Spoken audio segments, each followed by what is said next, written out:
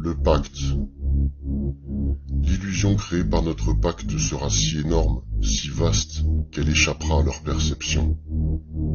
Ceux qui la verront passeront pour fous. Nous créerons des fronts séparés pour les empêcher de voir les liens qui existent entre nous. Nous nous comporterons comme si nous n'étions pas connectés pour garder l'illusion bien vivante. Nous distillerons nos objectifs au goutte à goutte pour ne pas éveiller les soupçons. Ceci les empêchera également de distinguer les changements à mesure qu'ils se produisent. Nous nous placerons toujours au-dessus du champ relatif de leur expérience parce que nous connaissons les secrets de l'absolu. Nous travaillerons toujours ensemble et demeurerons liés par le sang et le secret. La mort viendra à celui qui parlera. Nous ferons en sorte que leur expérience de vie soit brève et leur intellect faible, tout en prétendant faire le contraire. Nous utiliserons notre connaissance de la science et de la technologie de manière subtile, afin qu'ils ne se rendent jamais compte de rien. Nous utiliserons les métaux, accélérateurs de vieillissement et des sédatifs dans leur nourriture et leur eau, ainsi que dans l'air. Ils seront entourés de poisons de toutes parts. Les métaux occasionneront leur dégénérescence intellectuelle. Nous promettrons de trouver des traitements en nous mobilisant sur tous les fronts, mais nous les empoisonnerons toujours plus. Les 10 poisons seront absorbés par la peau, par la bouche, et détruiront leur esprit et leur système de reproduction. Pour toutes ces raisons, leurs enfants seront mort-nés, et nous occulterons cette information. Les poisons seront dissimulés dans tout ce qui les entoure, dans tout ce qu'ils boivent, ingèrent, respirent, et dans les vêtements qu'ils portent.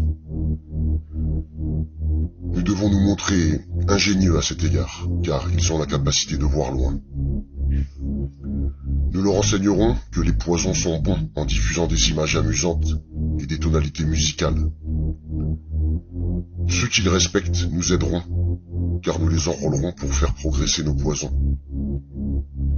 Ils verront nos produits utilisés dans des films et s'y accoutumeront sans jamais connaître leurs effets véritables. Dès la naissance, leurs enfants recevront des injections de poison dans le sang et nous les convaincrons que c'est pour leur bien.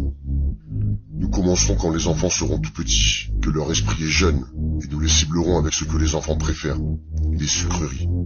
Lorsque leurs dents commenceront à se détériorer, nous les remplirons de métaux, ce qui détruira leur mental et anéantira leur avenir. Une fois leur capacité d'apprendre affectée, nous créerons des médicaments qui les rendront plus malades encore, et causeront d'autres pathologies pour lesquelles nous inventerons d'autres remèdes. Nous les rendrons faibles et dociles par la force de notre pouvoir. Ils deviendront dépressifs, attardés et obèses, et quand ils viendront solliciter notre aide, nous leur donnerons toujours plus de poison. Nous les focaliserons sur l'argent et les biens matériels, pour qu'ils ne puissent jamais se relier à leurs soins intérieurs. Nous les distrairons par la fornication, les plaisirs et les jeux extérieurs pour que jamais ils ne deviennent un avec le tout. Leurs esprits nous appartiendront et ils feront ce que nous leur dirons. S'ils refusent, nous trouverons le moyen d'implanter des technologies susceptibles d'affecter leur perception. Nous utiliserons la peur comme une arme. Nous établirons leur gouvernement ainsi que les partis d'opposition. Les deux côtés nous appartiendront. Nous dissimulerons toujours nos objectifs, mais notre plan sera mené à son terme. Nous travaillerons à notre place, mais nous en récolterons les fruits. Nos familles ne se mélangeront pas aux leurs. Notre sang doit toujours demeurer pur, car là est la formule. Nous les ferons s'entretuer quand cela nous conviendra. Nous les maintiendrons éloignés de l'unité par le dogme et la religion.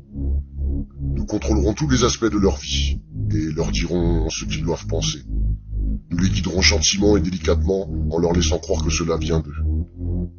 À travers nos factions, nous fomenterons l'animosité entre eux. Quand une lumière brillera au milieu d'eux, nous la ferons s'éteindre par le ridicule, par la mort, ce qui nous conviendra le mieux. Nous les pousserons à déchirer le cœur de leurs conjoints et à tuer leurs propres enfants. Pour cela, notre allié sera la haine et la colère notre ami. La haine les aveuglera totalement et ils ne se rendront jamais compte que leurs conflits font de nous leurs dirigeants. Ils seront bien trop occupés à s'entretuer. Ils baigneront dans leur propre sang et tueront leurs voisins jusqu'au moment que nous considérerons propice à notre assaut. Nous en tirerons le plus grand bénéfice, car ils ne nous verront pas, car ils ne peuvent pas nous voir.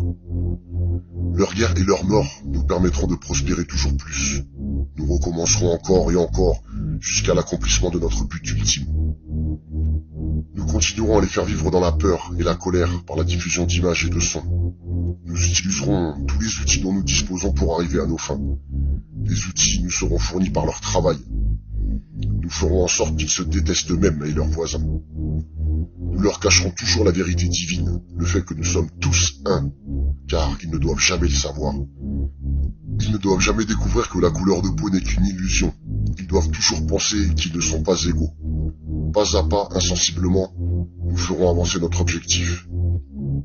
Nous prendrons leurs terres, leurs ressources et leurs biens, leur santé, pour exercer sur eux un contrôle total.